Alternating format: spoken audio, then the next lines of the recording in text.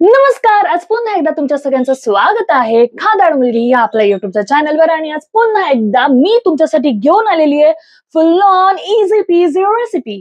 ही recipe इतकी easy peasy आहे की आळशी लोकांना सुद्धा ही रेसिपी करताना आळस काही येणार नाही. म्हणूनच ही रेसिपी माझी खूप जास्त फेवरेट आहे. आपण इथे घेतलेले आहेत 2 कांदे, 3 असे मोठे मोठे लसूण आणि कोथिंबीर. आपल्याला हे एकदम आहे ना असं बारीक कापून घ्यायचंय.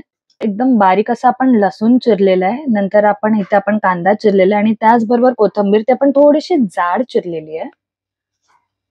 आणि मेन इन्ग्रेडियंट म्हणजे दही. तुम्ही बघू शकता ह्याच्यामध्ये जराही पाणी नाही. आपल्याला इतकं असं जाडसर असं दही घ्यायचंय आणि आपल्याला हे दही एका भांड्यामध्ये घेऊन फेटाळायचंय. आणि फेटाळताना सुद्धा आपल्याला याच्यामध्ये पाणी ऍड नाही करायचंय. काळजी घ्या की हे फेटाळताना ना ह्याच्यामध्ये असे गट्टे राहणार नाहीत. म्हणजे एकदम असं मऊ मऊ लोण्यासारखं, जसं तुम्हाला तुमच्या फेसला क्रीम लावायचं असतं तसं काहीतरी याची कन्सिस्टन्सी आणि असायला पाहिजे. थोडासा हातामध्ये जोर पाहिजे, हात नाही तर दुखतो.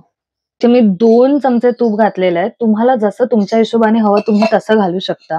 तूप थोडंसं गरम झालं की ह्याच्यामध्ये घालणार आहोत आपण हिंग. मी प्रत्येक जेवणात हिंग घालते, सो म्हणून मी ऍड केलंय. म्हणजे मी मॅगीमध्ये सुद्धा हिंग घालते. तुम्हाला जर घालायचं तर तुम्ही घालू शकतात किंवा तुम्ही हे स्किप सुद्धा करू शकतात. आणि त्यानंतर आपण ह्याच्यामध्ये घालणार आहोत ते म्हणजे बारीक चिरलेला कांदा. हे असं एकजीव व्हायला द्या. कांदा थोडासा पिंक झालेला आहे. आता आपण ह्याच्यामध्ये घालणार आहोत बारीक चिरलेला लसूण. मी शूटच्या नादामध्ये जिरं टाकायला विसरलेली, सो आहे ना मी तूप थोडंसं असं साईडला करून ह्याच्यामध्ये ना जिरं परतवून घेते, जेणेकरून जिरं सुद्धा मस्त असं शिजायला हवं. आणि मग हे एकत्र करा. कांदा शिजून झालाय. आता आपण ह्याच्यामध्ये घालणार आहोत ते म्हणजे हळद आणि 2 चमचे लाल मिरची पावडर. हे तुम्ही तुमच्या टेस्ट नुसार सगळं घालू शकतात. नंतर आपल्याला ना असं एकजीव करायचं. हे शिजल्यानंतर आपल्याला गॅस बंद करायचा आहे आणि मग फेटाळलेलं दही याच्यात घालायचं. लक्षात ठेवा की गॅस बंद करूनच आपल्याला दही घालायचंय, नाहीतर मग फाटेल. आणि हे मस्त असं ढवळून घ्या.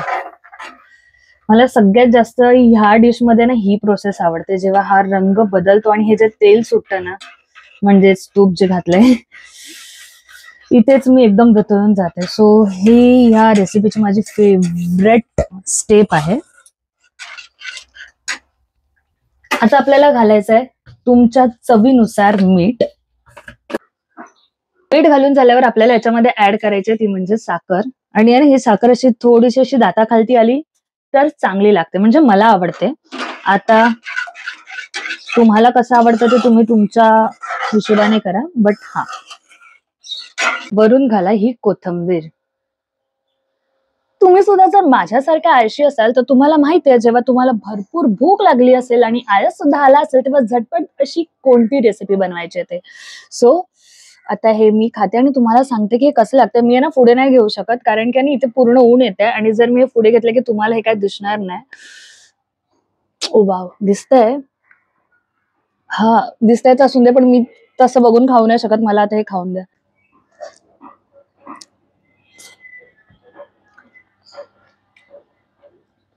हे अप्रतिम आहे. म्हणजे जेव्हा तुम्ही असं खातात ना, तुम्हाला असं ना क्रीमी टेस्ट लागते. त्याचबरोबर थोडंसं आंबट, कारण की दही आंबट असल्या कारणाने. पण जेव्हा तुम्ही चावतात आणि तो घास घेतात ना, त्याच्यानंतर तुम्हाला असं तिखट जाणवतं, कारण की लाल मिरची असल्या कारणाने. आणि त्यानंतर लास्टला एंडला एकदम जरासं असं गोडूस असं सुद्धा लागतं.